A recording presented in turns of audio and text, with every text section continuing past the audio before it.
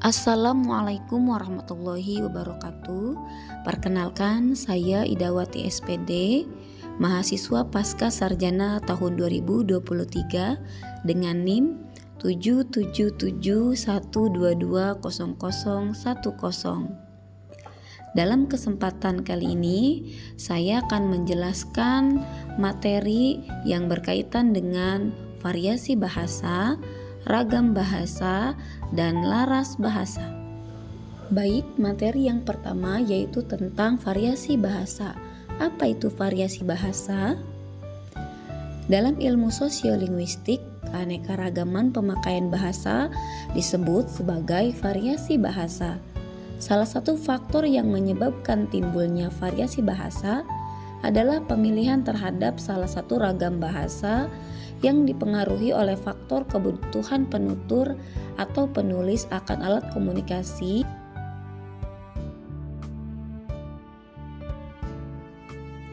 Dalam pandangan variasi bahasa, yang pertama, variasi bahasa ini dapat dilihat sebagai akibat adanya keragaman sosial penutur bahasa dan keragaman dari fungsi bahasa itu. Yang kedua, variasi bahasa sudah ada untuk memenuhi fungsinya sebagai alat interaksi dalam kegiatan masyarakat yang beraneka ragam. Macam-macam variasi bahasa. Variasi dari segi penutur. Yang pertama, idiolek. Idiolek yaitu variasi bahasa yang bersifat perseorangan. Variasi idiolek berkenaan dengan warna, suara, pilihan kata, gaya bahasa, susunan kalimat, dan sebagainya. Yang kedua, dialek.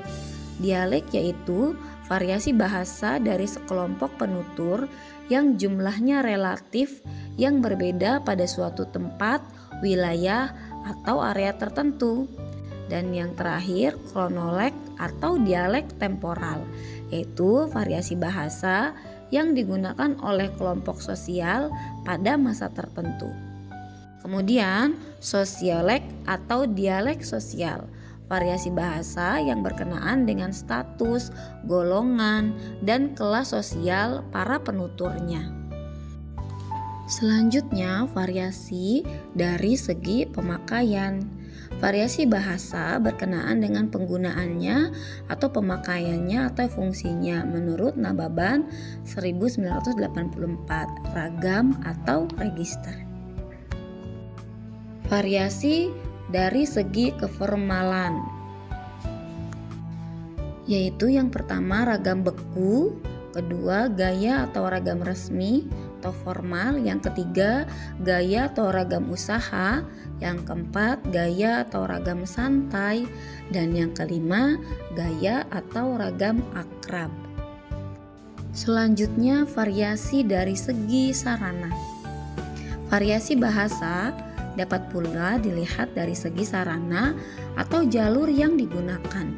Dalam hal ini dapat disebut adanya ragam lisan dan ragam tulis, atau ragam dalam berbahasa dengan menggunakan sarana atau alat tertentu, yakni dengan bertelepon dan bertelegram.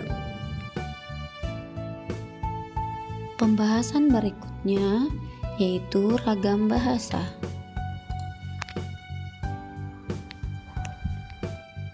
Ragam bahasa berasal dari dua suku kata, yaitu ragam yang berarti macam atau jenis dan bahasa berarti interaksi atau percakapan yang baik.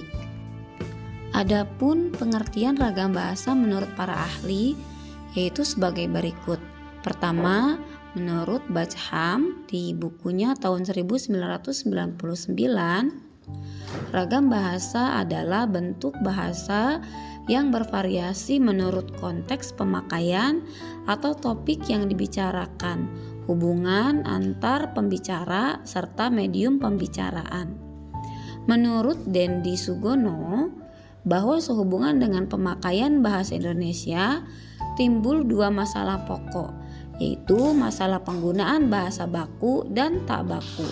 dalam situasi resmi seperti di sekolah, kantor, atau di dalam pertemuan resmi digunakan bahasa baku. Sebaliknya, dalam situasi tak resmi seperti di rumah, di taman, di pasar, kita tidak dituntut menggunakan bahasa baku. Nah, dalam penyebab timbulnya ragam bahasa ini terdiri dari beberapa faktor. Yang pertama, faktor budaya atau letak geografis. Jadi, setiap daerah itu mempunyai perbedaan kultur atau daerah hidup yang berbeda seperti wilayah Jawa dan Papua, serta beberapa wilayah Indonesia lainnya. Yang kedua yaitu faktor sejarah. Setiap daerah mempunyai kebiasaan dan bahasa nenek moyang sendiri yang berbeda-beda. Dan yang ketiga, faktor demografi. Setiap daerah memiliki dataran yang berbeda, maka dalam hal ini bahasa dan intonasi suara itu sangat berpengaruh. Terdapat jenis-jenis ragam bahasa. Yang pertama, ragam bahasa berdasarkan penuturnya. Yang kedua, ragam bahasa berdasarkan pokok persoalan. Yang ketiga, ragam bahasa berdasarkan media atau sarana. Dan yang keempat, ragam bahasa berdasarkan topik atau keadaan. Ragam bahasa berdasarkan penuturnya yaitu yang pertama, ragam daerah. Indonesia dikenal dengan negara yang memiliki budaya kelompok etnik atau suku. Bahasa daerah tersebut terus mengalami perkembangan karena terdapat banyak pengujar yang berbeda secara geografis atau perbedaan lapisan dan lingkungan sosial. Perbedaan ragam bahasa dalam satu bahasa, suatu suku atau ragam daerah ini dikenal dengan dialek.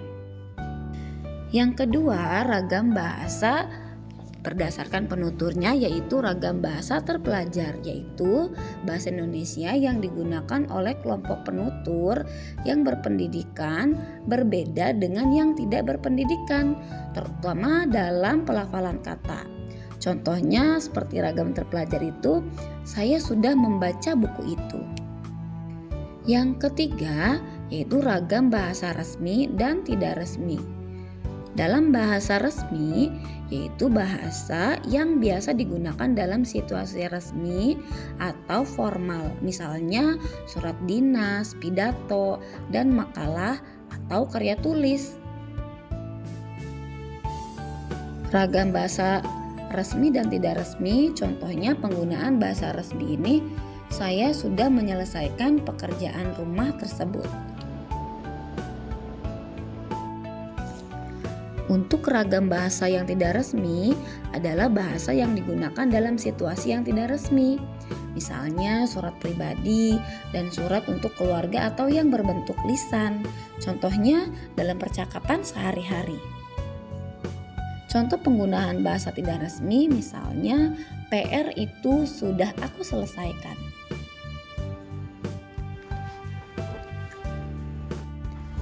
Ragam bahasa berdasarkan pokok persoalan terbagi menjadi bidang agama, masjid, gereja, vihara, itu adalah kata-kata yang digunakan dalam bidang agama ini. Kemudian lingkungan hukum, misalnya pengacara, terdakwa. Ada juga di lingkungan seni seperti improvisasi atau maestro. Dan ada juga di bidang kedokteran seperti koroner, hipertensi. Nah, ini seperti ragam bahasa lisan dan ragam tulisan. Nah, di sini terdapat perbedaan, yaitu dalam bahasa lisan itu biasanya menghendaki adanya orang kedua, teman berbicara yang berada di depan pembicara. Sedangkan ragam tulis tidak mengharuskan adanya teman bicara yang berada di depan. Di dalam ragam lisan, unsur-unsur fungsi gramatikal seperti subjek, predikat, dan objek itu tidak selalu dinyatakan. Unsur-unsur itu kadang-kadang dapat ditinggalkan karena hal ini dapat dibantu oleh gerak, mimik, pandangan, anggukan, atau intonasi. Contohnya, ketika seseorang yang berbelanja di pasar, maka dia akan langsung berbicara dengan kata, "Bu, berapa cabenya?" 30, 25 saja nak. Nah, itu sudah tidak lengkap. Nah, dalam ragam tulis itu perlu lebih terang dan lengkap daripada ragam lisan.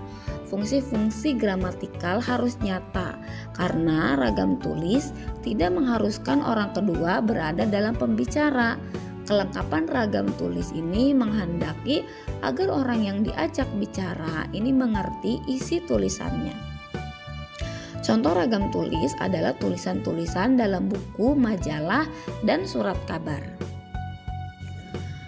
Dalam ragam bahasa lisan ini dipengaruhi oleh tinggi rendahnya dan panjang pendeknya suara. Sedangkan dalam ragam tulis dilengkapi dengan tanda baca, huruf besar, dan tanda miring. Selanjutnya, ragam bahasa berdasarkan topik atau keadaan. Yang pertama adalah ragam baku. Ragam baku adalah ragam yang dilambangkan dan diakui oleh sebagian besar warga masyarakat pemakainya sebagai bahasa resmi dan sebagai kerangka rujukan norma bahasa dalam penggunaannya. Sifat-sifat ragam baku. Yang pertama, mantap. Mantap artinya sesuai dengan kaidah bahasa. Sebagai contoh, kata rajin dibubuhi pe akan menjadi perajin, bukan pengrajin. Yang kedua, dinamis. Dinamis artinya tidak statis atau tidak kaku. Contohnya, dalam hal ini tokonya disebut langganan dan orang yang berlangganan itu disebut pelanggan.